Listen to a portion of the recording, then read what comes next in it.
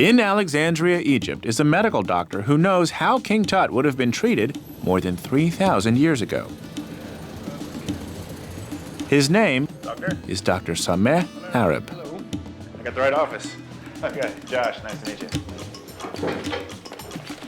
So I brought this for you. I'd imagine it's pretty exciting to look at the bones of a pharaoh. Oh, yes, it's very exciting. Yeah? That's a major injury. Yes, it's a major injury. Major? It's a major trauma, yes. Because from what I understand, to break a femur, it's not easy, right? No, it's not easy. This is one of the tough bones in the body, and it's covered by a bulk of muscles, so it's not easy to be broken. Would this be a life-threatening injury? Well, usually broken bones wouldn't threaten life, but there are two factors that you would expect. With a major trauma like this, I would expect bleeding, much bleeding. And the other point is the infection. How long did it take him to get medical attention? So it has to be a major trauma, either blowing something against him, hitting him with something hard, or falling from a height like a horse or something like that. Doctor, is there any way that, because I know this is an area of interest for you, is there a way that we could turn back the clock and you could show me ancient Egyptian medicine? Yes, we can do that. Let's go to the examination room and I'll show you. Yeah? Okay. I'll play King Tut? You play King Tut. Okay. And you'll be the royal physician? There is Sunu, the royal physician. Okay. King Tut's doctors were devoted students of the natural world. This way. In it, they found treatments and medicines that could have helped King Tut stay alive. I don't feel so good. I don't feel so good. And then first of all, we have to stop the bleeding. Okay. Raw meat was used to stop bleeding. It's a piece of meat. We just put it here and compress. It's cold. The bark of the willow tree was used as a pain reliever. It's, Salicin.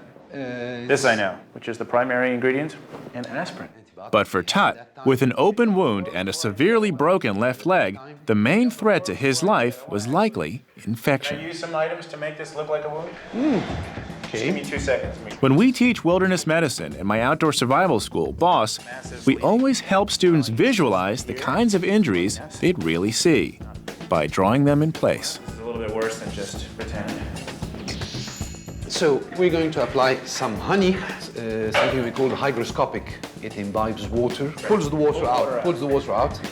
So this would kill any organism. This is just regular honey? Yes, just honey. Yeah, you can taste it. Honey. Yeah. Actually, I know that honey is sterile, right? Is sterile, Honey yes. is sterile. It doesn't. Yes. It does not. You can't have any infection. No organism at all can live in honey. And then If no organism can grow in honey, then no infection can grow there either. Really? We had penicillin back then? Honey was an antibiotic, just like moldy bread.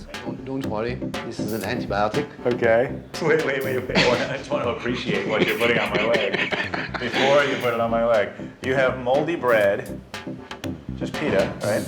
Arabic bread, AKA penicillin, and honey, and no microbes would get in. No microbes, yes. No microbes. Okay. Infection was a huge concern for the ancient Egyptians, and they discovered lots of ways to prevent it. And garlic.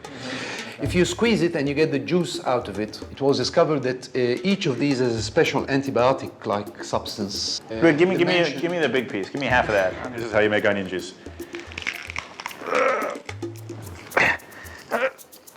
I'm gonna have like the weirdest smelling knee in history. You think I'll live? Oh yes, you will. Okay. Between their meat and their mold, their willow bark, their honey, those ancient Egyptians really knew their medicine. And yet, the king died. Which makes you wonder, because to me, the world of the pharaoh is one of protection. He had aides, he had courtiers, he had people who basically were there to do his bidding. And yet we know that this was a massive injury. It's not easy to break your femur and then to die from it. So maybe the king wasn't so protected after all.